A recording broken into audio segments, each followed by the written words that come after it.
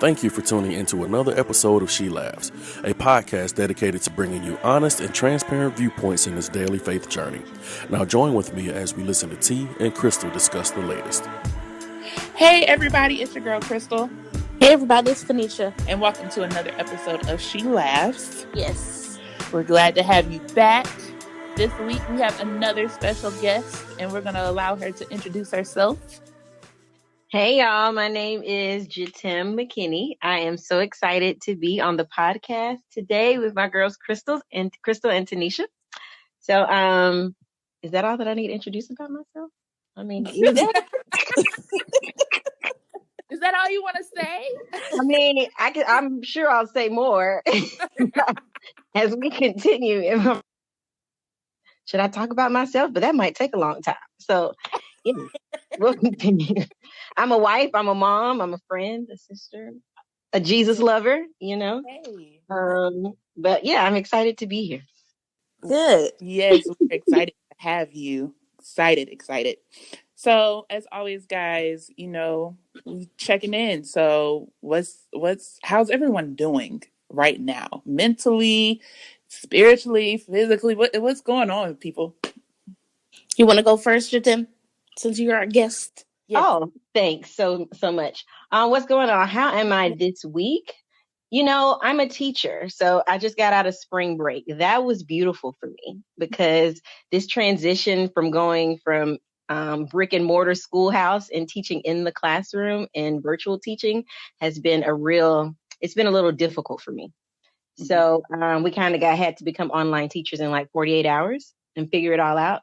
And so I teach live twice a week. And anyway, all the hoopla of that was a little stressful. So coming off of spring break this past week has been great for me. I feel rested and relaxed and like I can jump right back on in this thing. So, so it's been a good start to my week so far. So, I'm feeling pretty good. I'm optimistic about how things are going to go this week. I'm feeling pretty good. Good. T, oh, dang. You trying to throw me on the spot. Okay, I'll go. Last week was another hard week.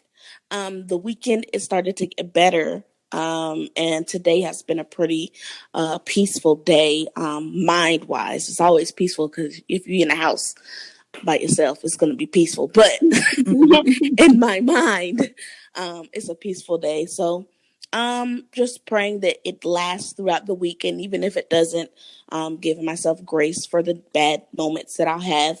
But I've just determined this week that I'm not going to allow myself to have a full bad day. I just can't do that.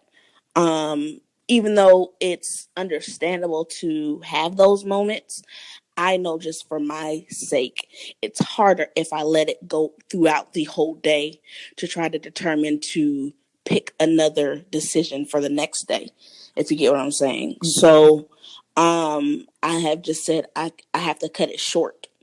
Yeah. And try to cut it a lot shorter when those moments happen. But so far, good day. Nice. Well, I'll say this. For me, the weekend was bad. It was a little bit stressful. We had a family scare. Thought that my little brother, they had to test him to make sure that he did not have coronavirus. And so it was interesting, like with the whole hospital and nobody being able to get to him. So what I took joy in is like all of my siblings and I and my dad and my mom stepped up to the plate. We were FaceTiming him, just trying to brighten his day. And I came across a post and I was like, Lord, this is the time that I really understand this. And this is what I have to do daily is it says fear is a choice, so is faith. And I had to realize that I had to literally choose it every day. I couldn't rely on faith in past instances. Like I literally had to choose it for the day. And sometimes moment to moment. And so I found myself journaling more and writing down thoughts or suggestions that the enemy wanted to put in my mind or in my heart and casting them down. And sometimes we read that scripture, but we don't really practice it. And it's interesting because I started doing it at the beginning of the year and then I stopped. And this weekend, I realized there was no choice. So now I'm good, but this is learning to that this is a daily practice now. Yeah. It just is. So that's kind of where I'm at, and it's fine. It's okay. Giving myself grace for that as well. So yeah, yeah. Nice. Uh, so guys, quotable, Mm-hmm. quotables. T, Mm-hmm. got one for today? I do not have a quotable for today.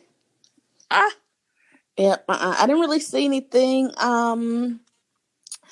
I didn't see anything that was quite interesting online. By the time everybody hears this, Easter would have passed. But at this moment, Easter just came yesterday. Mm-hmm. So there wasn't anything that necessarily stood out.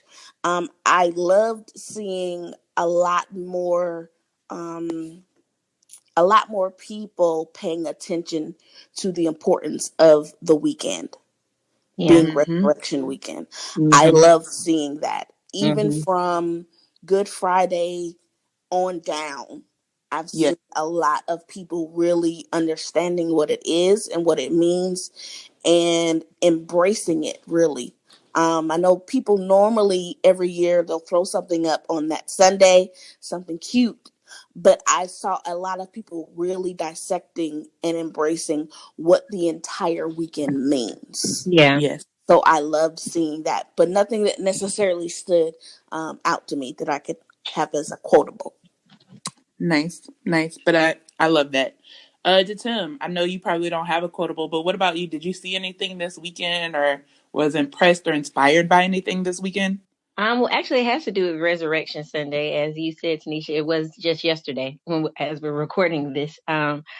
But it popped up on my Heather Lindsay. I'm sure a lot of people know who she is. It popped up on my timeline. The quote, "It is finished," and it may sound simple, but of course, we know that's one of the last quotes that Jesus spoke when he was on the cross. He said, "It is Right. finished." And in Greek, the term finished is actually an accounting term, and it actually means paid in full. So what he was saying was not just it is finished, but it is paid in full. The debt that like we all owed because of our own sin before Christ and everybody after Christ, like everything is paid in full. Like we are debt free. And so it was crazy. It just was cool to me, the fact that finished is really an accounting term, like it's monetary. And that it meant that. And so Jesus just eliminated the debt for all of mankind for us. And it really kind of just made me think and just have another level of being thankful to Christ. So I don't have to live in this place. It just reminds me because sometimes I can be quick to get stuck in condemnation. That's Yeah. a struggle for me. And so it was just a good reminder that I don't have to be stuck in that place. Like, Jesus paid it all for me. And so it just became a little personal. It was a good reminder. Not like I didn't know it, but it was a good reminder to see and to read. And so yeah, that was great. Good. I'm excited that you are happy that you said that because I did not know that that word was an accounting term, and it gives a whole different Meaning, level and meaning to "it is finished" because a lot of times we just think, oh, okay, it's over. But to say, I mean, right now, if you think about it in the country, everybody is wanting the student loans to be completely covered Right. to stimulate Wiped the away. government and economy again, and the amount of relief that that would bring to so many people, and to have it as an accounting term of "it is paid in full," the Mm-hmm. of relief that comes from that is Yeah. just amazing. Yeah. So just I a mean, whole the different. Bible says the wages of sin is death. We say that all the time, but I mean, wages is a monetary term itself. We get paid Correct. wages on the job. The wages of our sin is death, but he paid it all. So, yeah, it's just really good. So sorry, I didn't mean to interrupt. No, you're fine. You're fine. Well, I actually did have a quotable. I literally just saw it today, and it comes from Pastor YPJ. And I don't know if any of y'all follow him, but he comes with some good quotes. And this week, I just was like, "Oh wow, that's a word." And some of us don't really think about it that way. And he says, "A personal desire is not a prophetic unction. Paranoia is not discernment, and ambitious thoughts are not the will of God." who? That most definitely will preach by itself. That's good. And I was like, yes, I think all of us, including myself, needed to remember this, because sometimes when you are a Christian and you're really learning about the gifts or understanding your own gifts, sometimes you tend to think that everything that you hear or feel or think comes from God, and it's really not. And sometimes we have to really check our own heart posture to figure out, is it Him, the enemy, or myself? Right. And are we really walking close enough to Him to really discern a thing? And it was just a friendly reminder for me to always go back and ask the Father, what is He always trying to say, instead of trying to push my own agenda or my own will, even if I unwillingly try to do it. Because a lot of times we do it and we don't know that we're doing it. We feel like we're in the right and we're not. So I thought that was good for today. Yep. That's good, Kristal. So, uh, so to Yeah. Tim, Hey. glad to have you on. Of course, we had you on because we wanted to talk to you about some things. So, T, what are we discussing with Miss Jetaime Mckinney today? We're discussing a lot, but a lot of it revolves around motherhood. Oh yeah. Yes. Being a mommy. Yeah. Being a mommy, it's hard work. But the Lord, He graces us for it. But it's motherhood. It's people always say it's kind of funny, like it's the hardest hood that you'll go through. But it's true. But yeah. But I'm excited to talk to you guys about that today. Yes, yes. So I know, Jetaime, that you are a new Yeah. mom. I think Avery is at this time just a Yep. year old, right? She's 16 months old. Yep. And I love that little girl. But I know it can be a lot. So what I want to start off first by saying, like, what were some of your pre-mom Right. ideologies that you had, that you just thought, hey, this is how it's going to go, and then afterwards you was like, yeah, nah, that's not Girl, it. let me tell you, so real. So growing up, I always loved kids. And when I was in college, I started nannying. And then when I came back to Atlanta, I also was nannying. I did I worked with children with special needs because my degree was in special education. So, needless to say, like I was always around kids. I felt like when the time comes for me to be a mom, like I'm going to have this in the bag because this is what I do. Like I'm a teacher now. So I just felt like, hey, I know what to do with kids. I work with people's kids every day from newborns all the way up. And so I just felt really confident in the fact that I was going to be this great mom. And then, of course, you think, you'll do all this wonderful, great stuff. You're not going to allow your kids to have any screen time, right? And you're going to like have the little baby food maker and make all these organic meals and all this great stuff that you think that you're going to do in your mind. And not saying that it's not possible, but you think you're going to do all these incredible things before you have the kid. And girl, when the kid comes, all of that stuff goes out of the window. I mean, I still try to set limits on Avery's screen time, but sometimes mommy needs a moment. And Avery will have the iPad, and you feel all of the mom guilt, but like it's just for sanity's sake. Avery doesn't eat everything organic. I try my best, but it just doesn't happen. And I have had my share of moments where I probably have not been the greatest mom. And the transition into motherhood was really difficult for me. I think that especially as an American society, we romanticize the idea of motherhood, and we watch movies and we talk to other people who may not necessarily share the hardships that come with motherhood. And it's all beautiful, like, oh my gosh, I'm going to have a little mini me, or I'm going to have a little baby boy. And I'm just going to be so in love and all of these great things. And that's true. I am so in love with Avery. It's a whole nother level of love that I've never known before. But at the same time, there are so many different difficulties and hardships that come along with it.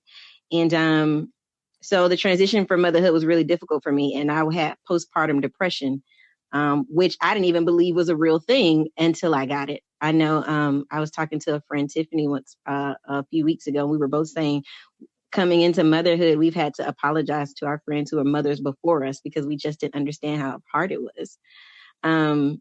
So it's been a difficult journey, but it's been a beautiful one. I feel like now I'm at the place in motherhood where I'm kind of like, okay, I'm getting the hang of this thing. Like, I'm grooving now. I'm grooving, But the beginning was really, really difficult. And I think that was the biggest shock to me. Just the fact that despite the fact that I've watched people's kids for years and I'm familiar, like I know what to do with children, that having your own baby was so much more different and more difficult than I ever thought. So that was the biggest shock to me, into my system. So. Why do you think there was a big difference, since you helped and assist in raising people's children to a certain extent? Why do you think there was such a big difference between doing that and then actually having your own child? Well, for sure, number one, after 8-10 hours, you leave the other children and their parents are left to deal with them. But motherhood, you don't get that option. It's 24/7, and then especially sleepless nights, y'all. Number one, Avery was not an easy baby as well. And the sleepless nights, that was a shock to my system. I love sleep. I don't know about y'all, but I love sleep. It's beautiful. Yes. I like to take naps. I like to sleep in on the weekends. I like to, I just love sleep. And since like the last couple weeks of pregnancy, I have not slept in or had like consistent sleep since she's been born, or since, like I said, the final weeks of pregnancy. And so number one, that was very difficult for me. And just being responsible for this little life, that was really intimidating to me. I was responsible for other people's children, but not on the same level. Like there was this tiny human life that I was responsible for, and every decision that I made was going to affect this little human. And that was really intimidating for me.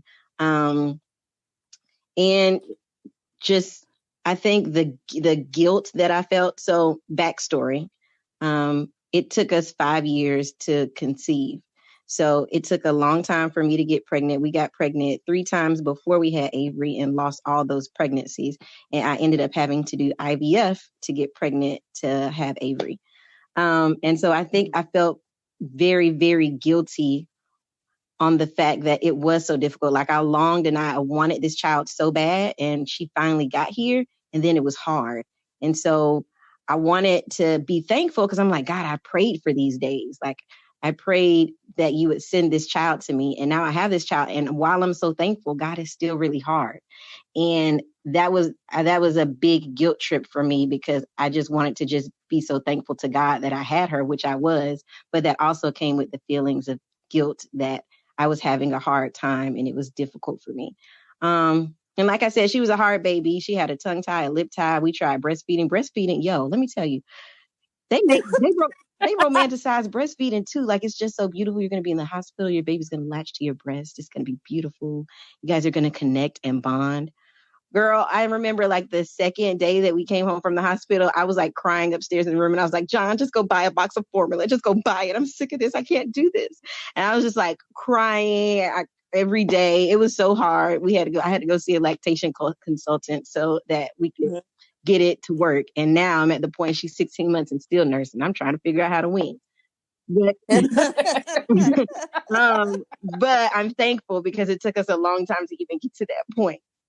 But it's just, it's so different. And I think a lot of people think that, man, I'm just really great with kids and my kid is going to be this great kid. And some babies are just hard babies. Some babies cry a lot, and Avery cried a lot. There were many days where I would read articles and they were like, you can leave if the baby is crying and you get overwhelmed, just walk out of the room and come back. And y'all, I hate to say it, but there have been times when she was a tiny baby where she just cried and I laid her in the bassinet and I just had to walk away, and she just screamed, and I walked away for like 15 minutes and came back and I was prepared. But, it's just a little difficult. Not a little difficult. It is difficult, but it's so worth it. I don't want to shine this horrible light on motherhood. I just think that there needs to be more conversations as well for mothers to understand the difficulties that come with it, because that's when a lot of women, at least women that I speak to, fall into postpartum depression, because it is so hard and you didn't expect the trials that come along with new motherhood. So, yeah. Right. Yeah. Hmm. So, how did dealing with that postpartum, Lord, Or I I know always what you mess meant, up that girl. you always word. mess up that word. But how did it affect your your marriage, and how did it affect your view on motherhood? So my marriage first. It was, I think neither me nor my husband understood and knew what postpartum was. Um, we had people who had said they had postpartum, but you don't really get so involved we weren't so involved into their life to where we saw it on a firsthand basis. And I had heard of it, but it was still a foreign concept to me until I experienced it. And I believe that my husband, of course, didn't understand it. So he tried his best to be there for me, but he still didn't understand the dark place where I was and the bad thoughts that I was having. Now, he knew that I was crying every day. I literally cried every single day until Avery was like 10 or 11 weeks old, because I remember like getting to the end of one day and saying to myself, I didn't cry today. But I think that Mm. he did his best, but he was working full time too. So oftentimes it was just me and the baby in the house by ourselves. He had just started a new position at a new job. So he wasn't around much. And like I said, he did his best, but he really didn't understand. So that definitely it was a few months into Avery's life. I had to forgive him. I actually had to have some time with the Lord and just make a decision to forgive him, because it actually built resentment towards him. Mm. Because I felt like he wasn't there for me like I needed him to be. But he didn't Right. really understand. And like I said, there were so many circumstances. He was working a lot. But I had to come to a place where I had to forgive him, because I held resentment and bitterness in my heart, because I felt like he wasn't there for me like he needed to be. But like I said, he had no idea how to. He did his best. Um, so, but at the same time, it was my responsibility to communicate that too. So now I have become like the master pro, okay?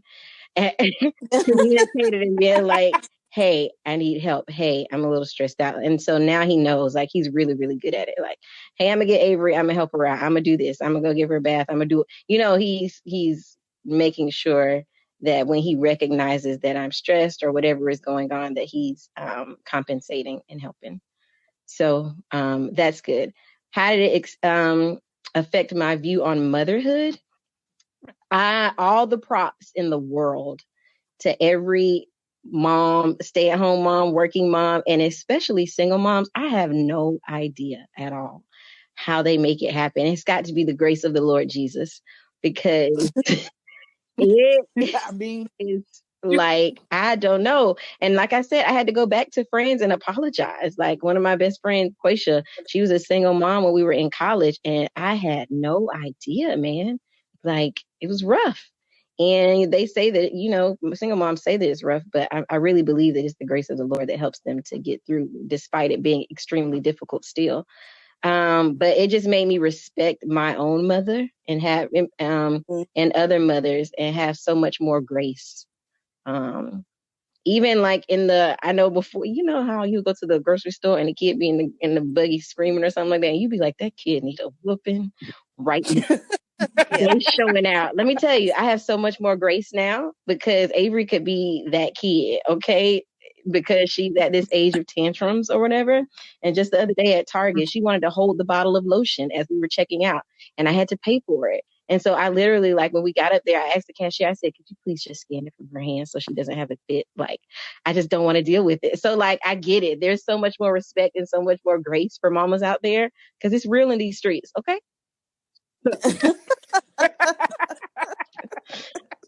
So, yeah. Oh my goodness. Right. So, would you say, during that stage of postpartum, is it over? Have you overcame it? And if so, how did that happen? And if not, how are you dealing with it now? Yeah, so I definitely believe like I've overcome the hump. Let me tell you, it was a support group that I went to. So I was in the house every day. It was just me and Avery, a little tiny baby. And like I said, she was a hard baby. So I was pregnant with some friends, but when you have a newborn baby, like you're not answering the phone and talking all the time. You're really just trying to sleep and survive. So I remember, but I remember recognizing that there was a problem. And I went to go see a lactation consultant when Avery was maybe like 4 or 5 weeks old. And the lactation consultant, I think she could tell. She didn't say it to me, but I think she could tell that I was on the struggle bus.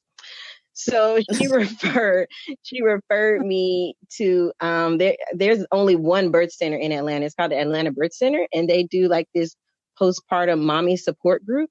And she recommended it to me that I go. And she's like, they meet every Tuesday at 10 o'clock in the morning, and just go, and it'd be really great. And so me and John had just met another couple who had a baby 3 weeks before me. And so I had kind of built relationship with this other new mom. And I was like, hey girl, let's go to this support group together. And we were both struggling. Number one, her friendship was amazing because everything that I said, she said. I was like, I don't know why the baby crying. And she crying all night long. And she was like, girl, my baby crying too. And I was like, okay, we can cry together. So just her friendship alone was great to have somebody else there with me. And we went to this support group.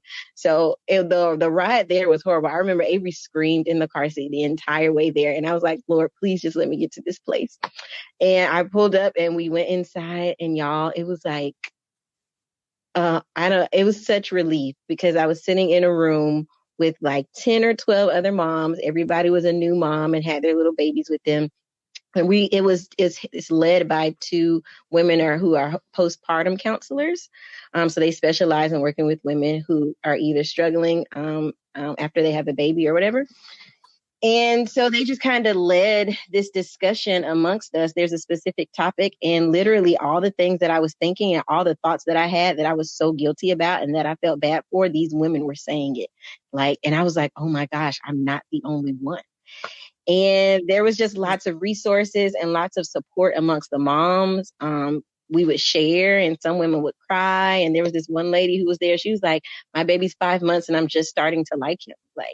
Because it's been so difficult for me on this journey that I haven't even had a chance to bond and have a relationship with my son because I've just been focusing on the difficult time that I've had. So, and then there were women there who were pregnant, who were kind of like preparing themselves for it. But it was just a beautiful community of new moms and we shared not just the struggles, but also the joys of motherhood too, because there are those things. And then there were moms there who had babies that were like 6 months, and they were like, I promise you the hard days are going to be over soon. This is a fun stage. And so it's just lots of hope and love and support and just this beautiful community that I so desperately needed. Because also even just being on maternity leave, I'm a working mom. And so I enjoy, and I actually love my job. I love teaching and love doing what I do. So there was a part of me also that was missing going into my job and working and doing something that I love to do. And so I just that was a kind of lonely place for me. So I needed that community as well. And so that helped me tremendously. I'm telling you, I was there every week. Okay.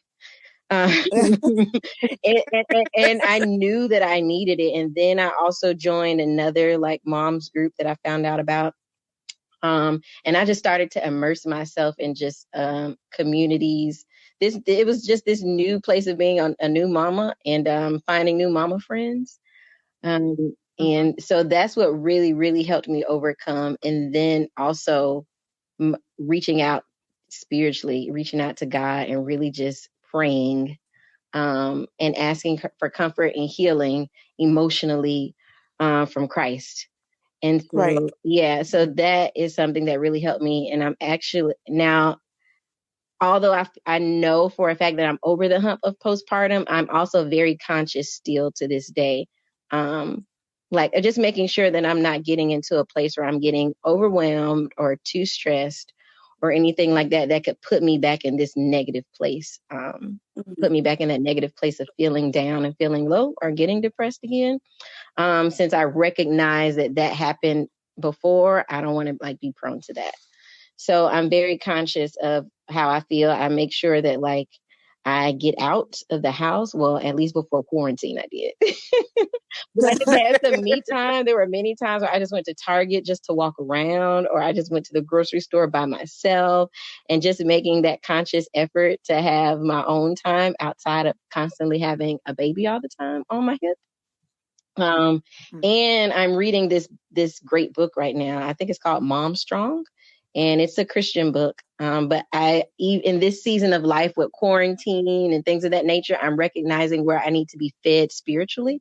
And so when I recognize where I need to be fed spiritually, I seek out wisdom through books and the word. But also, Okay. but I love to read. And so I am reading a book even right now called Mom Strong. It just talks about the grace of God upon your life to be a mom. And it's really just edifying me in that area of my life, because I recognize that I need to be fed in that area, especially in this new season of mothering in quarantine and working mom and being in the house. You know, it's all over social media. All moms are on the struggle bus right now because we home all day with the kids. And while it's beautiful and we're building this time of family, it's also important to make sure that you're taking care of yourself as well. Right. So I am making sure that that part of me is being edified. So it's a good place. But now I feel like I'm in the space where I can really appreciate and love motherhood. Like I'm really loving this season of parenting Avery right now. She's at a really fun age and learning so much. So I feel like, gosh, thank gosh I'm out of that like heavy fog of motherhood, and now I'm really able to truly appreciate, you know, the grace that God has put on us as women to be mamas. So yeah, All right. it was a lot. Hope mule, my bad. Lord Jesus. What would you say to people who think that you, as a Christian or a pastor's wife, Yeah, that's that shouldn't whole deal aspect too. with postpartum? I'm sorry, I was talking. What did you say? Repeat the question, please. Those who say that since you have those roles, that there should be no reason for you to have dealt with postpartum depression. You know, it's a lot like a whole lot of other stigmas in the church. Like they say you a Christian before you marry, so you shouldn't struggle with fornication. We human, thank you. Before, even though I loved Jesus, I struggled, okay, before I got married. But that's, I mean, as well as all the other stigmas that are a part of the church house. In the body of Christ, I really wish we would be more transparent, which is the reason why I kind of created the breathing room, is because I wanted a place where women could come and be transparent. And yes, we are all believers. And yes, we all love Jesus and we doing our best as followers of Christ, but we still have these natural and human emotions that sometimes turn dark and can turn ugly. And so I'm so happy to see it's kind of like a movement that's happening now. And I'm keep referring back to social media because that's where a lot of us see things, especially in this time period that we're living in. But I'm loving seeing the movement now where women are being more transparent and being more open about the struggles that come with motherhood or just being a woman, period. But yeah, I am definitely a pastor's wife. I am definitely a believer, but I also still struggle. And I think that that's important for me to speak out, especially as a pastor's wife, because people tend to put you on this pedestal and think that you don't struggle with anything at all, ever, and that our lives are perfect. And a lot of times we have the same struggles, if not deeper struggles. And then we also feel the guilt because we feel like, hey, maybe I shouldn't be struggling with this because of the societal pressure. So I think that it's just really important to have a platform to speak on these things, because there's so many women, y'all, that are struggling in silence. I'm telling you, I didn't even really believe in postpartum, and that sucks to say, horrible me and ignorant me before I became a mom.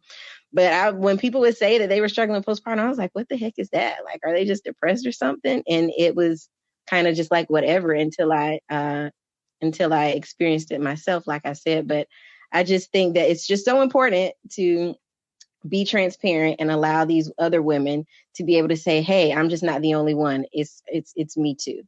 So Me Too movement. Right. Yeah. Why do you think that there is so much not, how can I say this, Lord? There's not that much knowledge amongst women when it comes to postpartum depression. Like, why do you think that we kind of shy away from it or discount it until after? Right. Okay. So I think that number one, it can be looked at as a sign of weakness and also as shame as a woman. Because think about it, like we were created to carry children and to be a mom. Like that's a very big role that we look at as women, or else, everybody doesn't have to be a mom. And I get it. Some women make the decision that's not something that they want to do, which is completely fine. Not shunning that at all. But as women, we grow up and we see this picture of our parents and they get married, you have babies. Like that's just the societal thing to do. So I think that we have innately within us, we believe that that's something that's supposed to happen for us.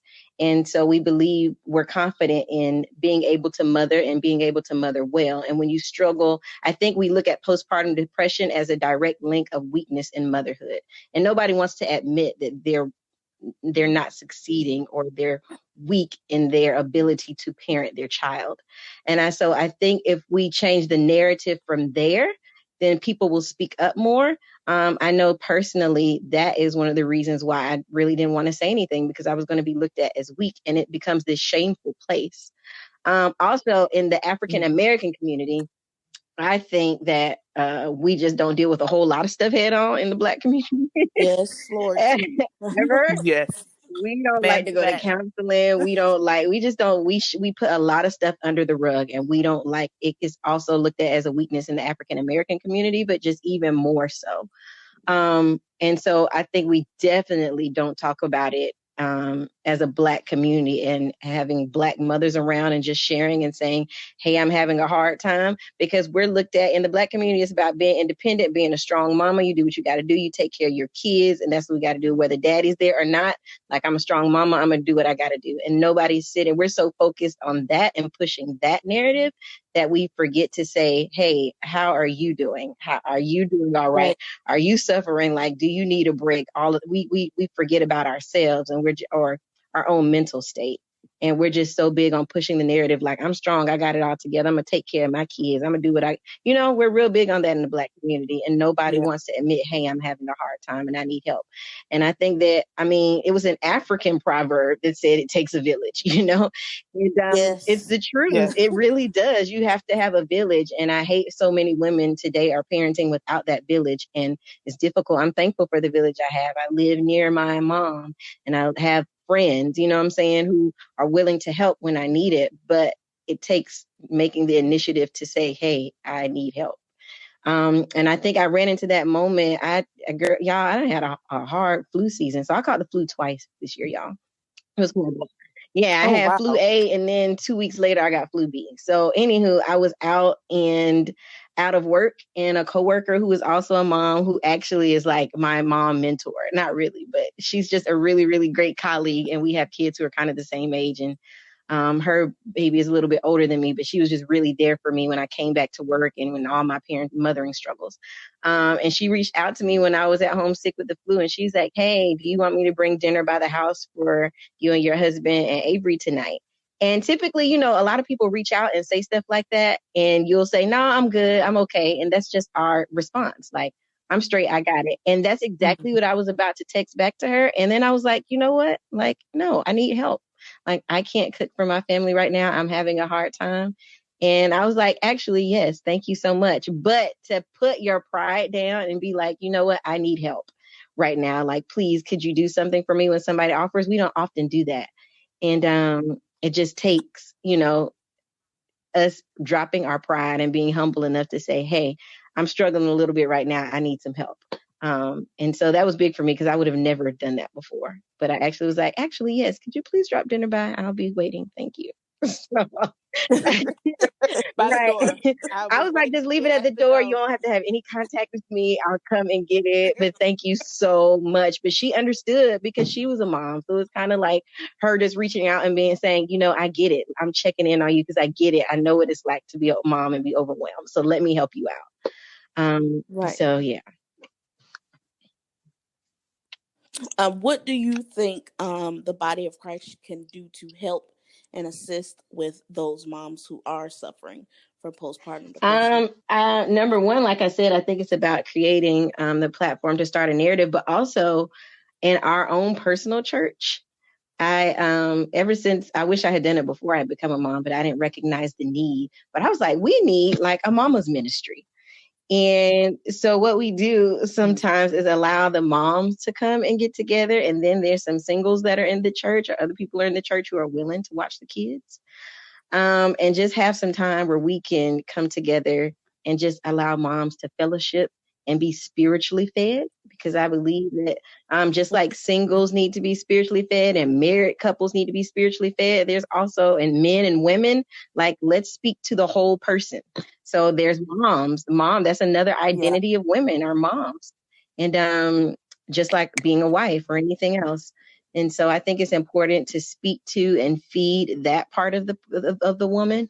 And so I think even just having a mom's ministry, and not necessarily always without the kids, because it's great to do things with the kids and plan play dates and do things like that. But just creating that community within the church, I think that that's really important to do. And then I think within that community, women would be more open, speaking to other moms. Hey, I'm struggling, and then providing those resources.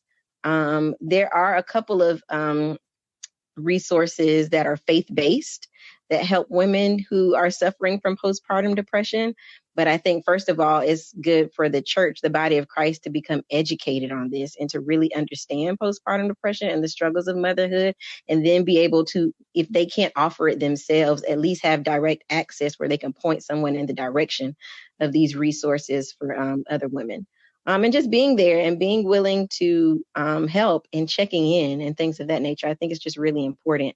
But I think it first starts with education, because a lot of people just don't understand, especially if you're not a mom yet or you're not a woman. And so I think it starts with education, and then creating an avenue for community amongst moms within the body of Christ. I think that's really important. So I'm trying to start it on my own end at our own church. But I think it would be great if that could somehow spread amongst the churches. So Right. yeah. I love that. I really do, because I think when I think of the women's ministry, it is kind of like a melting pot of just, here's the women and all of you should get it And and everything. And yes, some women aren't moms yet. Some women don't even want to be moms, right. I was about to say them and there. so Mm-hmm. being able to section it off and speak directly to that spiritual need, Mm-hmm. and categorizing it even more, even for the men with Right. dads and everything, Yes. dad group, Oh Lord, and we need that. just to Yeah. educate men a little bit more. One of the things that I saw today, and this isn't about children, but Pastor LeBryant Friend is doing a whole seminar tomorrow on YouTube for men who are either husbands already or wanting to be husbands. I saw And that. Yes, I saw that. That's so important. I wish more churches would do that. I'm telling you, because I'm like, we Yes. train women more so to be Mm-hmm. wives, Mm-hmm. um, Sure do. and then under And then you that, got women running around the church and want to be a wife. Idolatry. That's all they want. That's yes, all they can see. Everybody want to be a wife. Everybody. everybody wants to be a wife, and then up under that, now I'm, even speaking to this postpartum depression, now I'm a wife, which means I have kids, but I don't want to say anything because I prayed for this, like you said earlier. I Mm-hmm. prayed for this, so now I feel shame that I have any of these issues. And then you have the Mm-hmm. men over here that don't know how to be husbands. They're not even taught really what to do to be a husband. Just, you got to have money to provide and pay the bills and stuff, but they Right. don't teach anything else. And so I think Right. we're coming into a time where the churches that are, quite frankly, going to be rising up are going to be more transparent and are going to have to speak to the actual needs of the people. And Mm-hmm. what they need, because that is where the spiritual battles are really going on, is in those specific needs. Okay, I've decided to make Christ my follower, but how do I apply it to myself when I'm going through postpartum depression, or I just got a new wife and I really don't know how to be a husband? How do I apply it to that situation? Because that's where the enemy is going to Right. beat me up the most. Mm-hmm. Exactly. I think it's so important. I think up until recently, like, we've just been allowing dysfunctional families to operate without recognizing that the whole, like I said, the whole person needs to be fed. So we want to have Right. a conference for this and a conference for that, but what about having a conference so that we can make sure that our families are whole, Mm, you know, and that the foundation is set for that. So I think that is important, and that the more that people begin to recognize that, like you said, the more that we'll see these modern day churches that are popping up, starting to have these ministries and these conferences. And like LeBryant Friend is doing, these YouTube what is it, sessions and Yes. things of that nature. So Yes. So any men listening, if you're on, I'm pretty sure he'll have it up. Go look for that for Pastor LeBron. I think it's tonight though. I Yes, it think it does starts start tonight. tonight. But I'm Yes, by sure that it'll time, be it should running. be just up You on know. YouTube. And I'll encourage anybody who wants to be a mom, married, have any type of family. Also, go look at Bishop T.D. Jakes and Sarita Jakes' Model Homes series. I haven't heard of that, Kristal. Yes, it was Oh so yeah, it good. was And good. that is coming from a couple, not only are they in the church, but well known in the Christian community. And they talked about their own struggles. And you're talking about, I think, 50 years of marriage and Wow. stuff. So Yes. getting their perspective on some of the things that you're going to battle. You're just going Mm-hmm. and learning how to raise a family in that. So that's my thoughts. That's good. I'm gonna have to go check that out. All right, Jim. I think this might Yeah. be our last question, unless Crystal has one more. So you are a mom, and you are a working mom, and you are a Mm-hmm. part of a ministry, Mm-hmm. and you are married. Where Where's is the the balance? balance? Yes. Anybody? Who knows? Let me. What I'm trying to say is, I used to feel intimidated by that question because that's a big question a lot of people ask.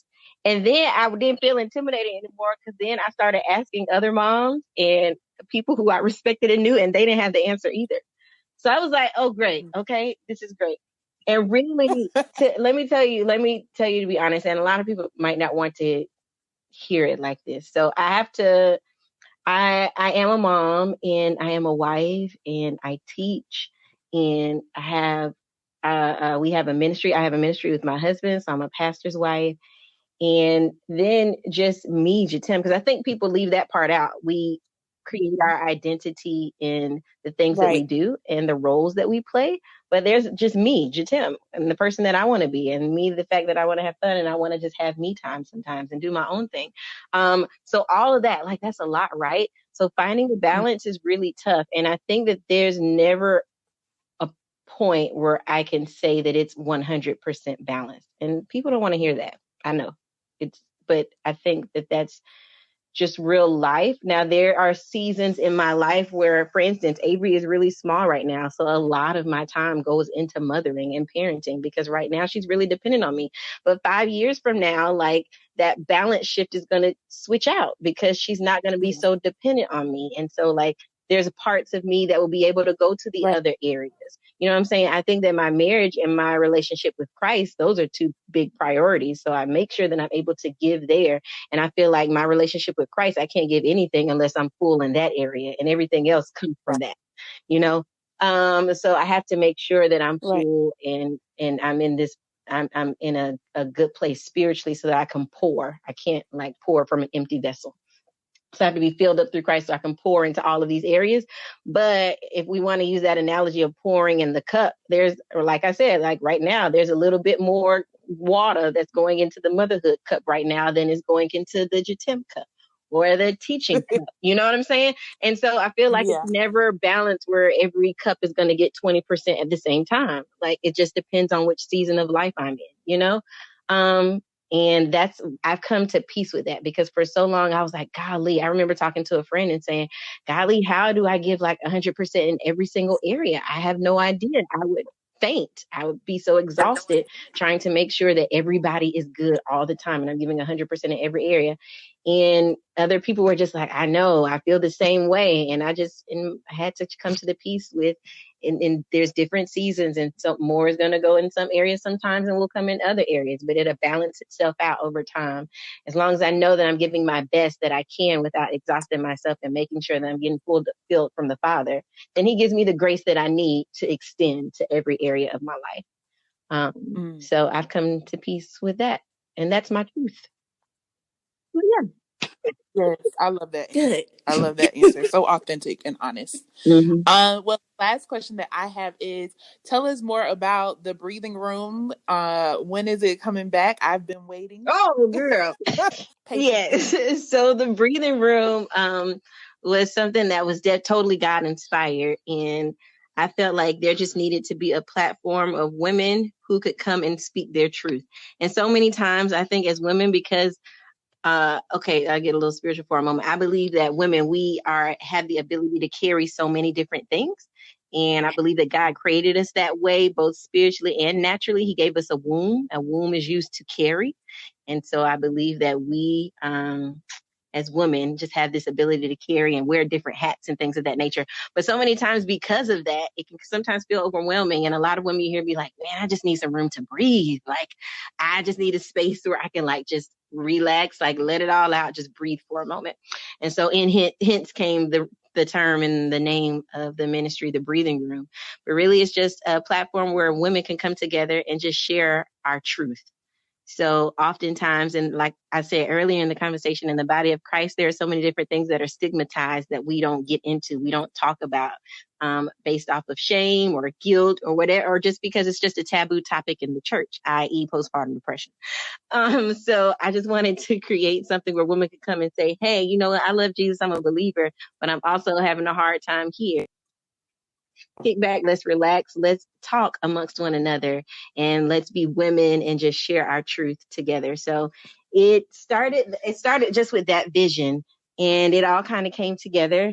And I got some girls who really are my good friends, but also share the same vision and really wanted to be a part of something like that. And so we started a series online where we came every other week and we just had different topics and we came together and talked.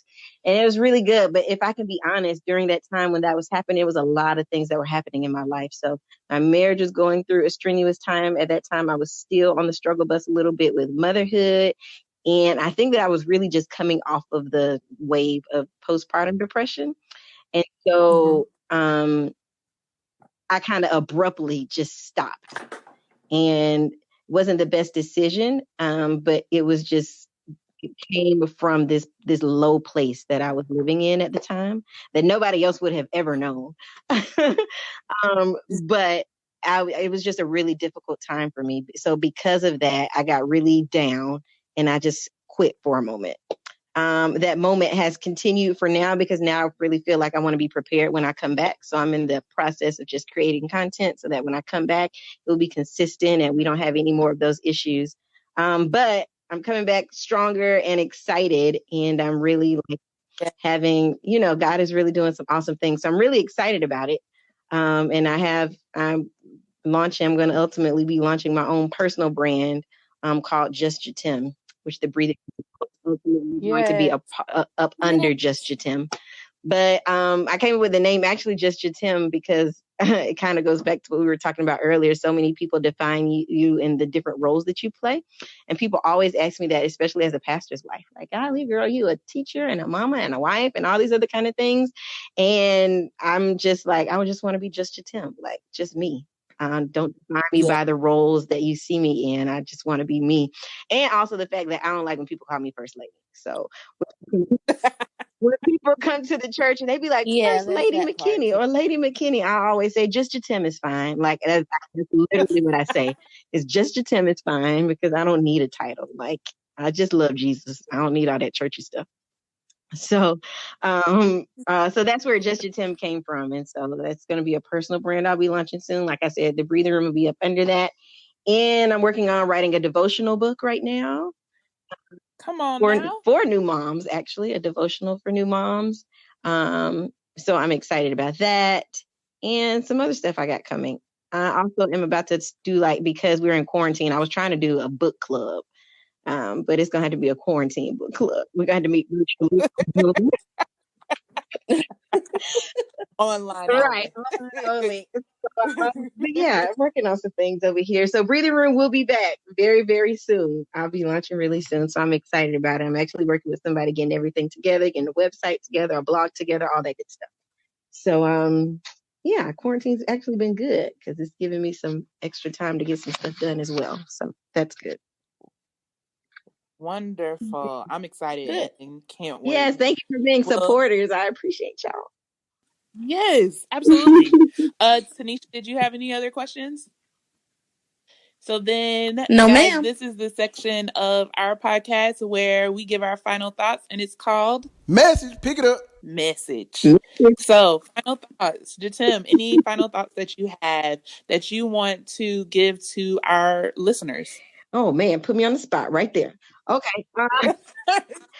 Um, first, I just don't. I hope it didn't come off the way that I painted this horrible, um, rainy picture on motherhood, because it's really beautiful, and so I don't want women to be discouraged about motherhood. I want them to fully embrace it and know that God has given us the grace to accomplish this beautiful task that He's given us in the earth.